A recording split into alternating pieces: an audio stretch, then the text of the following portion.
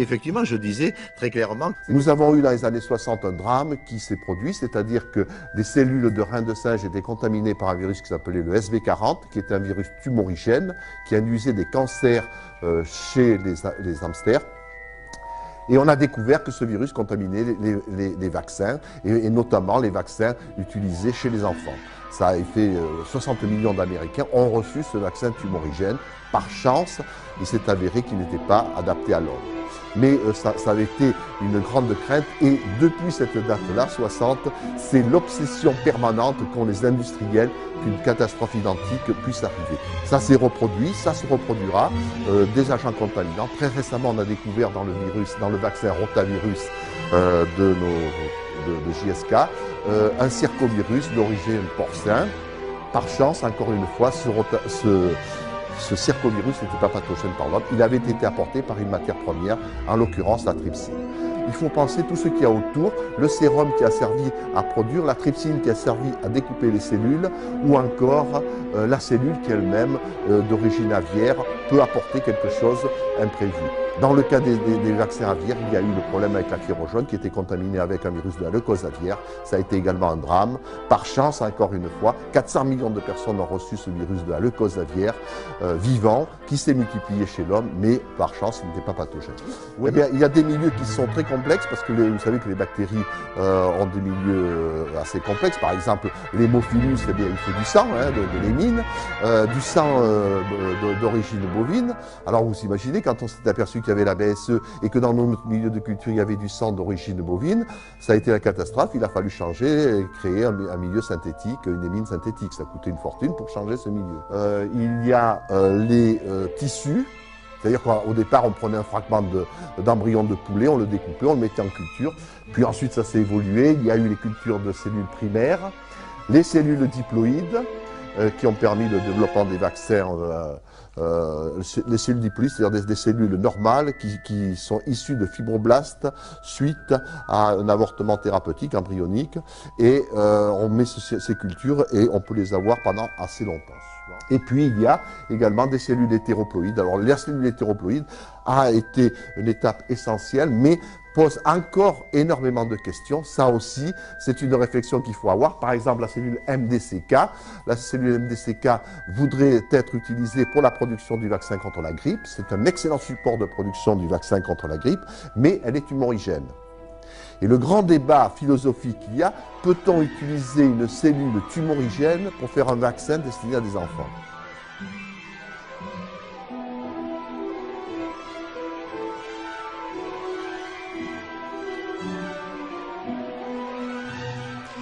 Alors avec nous ce soir le professeur Didier Raoult, bonsoir. Bonsoir. Vous êtes chef du service microbiologie à l'hôpital de la Timone. Alors cette première question, est-ce que le dispositif de vaccination, le dispositif général en France, est prêt aujourd'hui pour faire face à une pandémie d'ampleur? Qu'est-ce qu'on peut dire? Précisément, il y a des doses vaccinales, les choses sont organisées. Moi, j'aurais préféré que la vaccination soit moins dramatisée. J'arrive pas très bien à comprendre pourquoi il y a une telle dramatisation de cette vaccination, qui est une vaccination ordinaire contre la grippe et qui, de mon point de vue, aurait dû être traitée de la même manière, ce qui aurait évité que les gens perçoivent une espèce de danger qui n'a pas de raison d'être. Oui, c'est ça. C'est-à-dire que les gens sont craintifs. Ils ont peur d'effets secondaires. On le sent. On dit que 76% des Français n'iront pas se faire vacciner, et notamment pour cette raison. Est-ce qu'il y a vraiment un risque, soyons clairs, oui ou non, à aller se faire vacciner contre la grippe A aujourd'hui? Écoutez, pas plus avec la grippe cette année que les autres années. Il n'y a pas de raison. Il n'y a pas, c'est un vaccin qui est pas du tout un vaccin vivant. C'est une technique qu'on connaît. Il n'y a rien de nouveau ni de bien particulier, si vous voulez. Et donc, il est suscité une émotion. Je ne sais pas si c'est lié à de la communication des uns, si c'est dû à cette accélération par les médias, mais il y a incontestablement, ce vaccin n'est pas traité avec la sérénité avec laquelle il n'est pas bien compris. En tout cas, avant de poursuivre notre discussion, je vous propose de regarder un sujet, parce que parmi les personnes considérées comme prioritaires depuis ce matin pour recevoir le vaccin, il y a le personnel hospitalier et les médecins généralistes. Seule une petite minorité d'entre eux se sont d'ores et déjà fait vacciner. Alors Annie Almarcha et Ludovic Moreau ont voulu savoir pourquoi.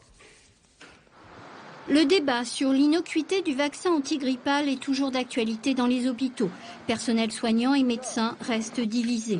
Les opposants à la vaccination rappellent l'épisode malheureux de la campagne de vaccination obligatoire contre l'hépatite B. Selon certaines études, il y aurait très rarement un lien entre ce vaccin et la sclérose en plaques. Cette fois, une partie du personnel de santé se méfie. Vous savez, c'est un produit qui est sorti très rapidement. Bon, il y a des adjuvants qu'on ne connaît pas obligatoirement. Bon, il y a de la réticence de la part du personnel, pas que du personnel soignant d'ailleurs, y compris du personnel médical. Le masque devrait suffire. Écartés de la campagne de vaccination, les médecins généralistes ne contestent pas le principe, mais ils n'aiment pas la méthode employée. Le ministère a oublié qu'il avait par exemple dans la ville de Marseille, puisqu'on y est, 1500 agents vaccinateurs. C'est-à-dire que le médecin traitant, loi de 2004, et le médecin de premier recours, loi de 2009, c'est celui qui pouvait faire le vaccin utilement, rapidement et de façon non anonyme, en réglant les problèmes de priorité avec ces patients qu'il connaît bien. Personne ne connaît mieux le patient que le médecin traitant. La vaccination des personnels de santé n'est pas obligatoire. Chacun devra donc agir en son âme et conscience. Oui, alors on le voit, il y a de fortes réticences, y compris au sein de la profession médicale. Est-ce que vous avez, à l'instar de certains de vos confrères, aujourd'hui envie de lancer un appel ? Premièrement, au niveau hospitalier, ça n'est pas exact. La proportion de la population médicale et des étudiants qui est vaccinée est très bonne.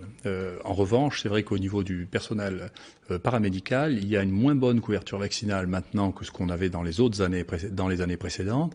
Et ce que dit le médecin général, je suis en partie d'accord avec lui, c'est-à-dire que je pense que c'est vrai que la vaccination aurait dû être organisée, moi je l'ai écrit d'ailleurs dans le bulletin du Conseil de l'Ordre, avec et par les médecins généralistes, et le fait d'avoir organisé des circuits tellement particuliers, tellement différents, amène à une espèce de soupçon que quelque chose se passe dans ce vaccin qui n'est pas bien normal. Et donc je pense qu'il fallait le dédramatiser, faire la même chose que les autres années, en insistant sur le fait qu'il fallait être encore plus attentif cette année, parce que le risque de cas qu'on risque d'avoir cette année risque d'être 10 fois plus important que les années précédentes. Donc c'est vraiment le point important.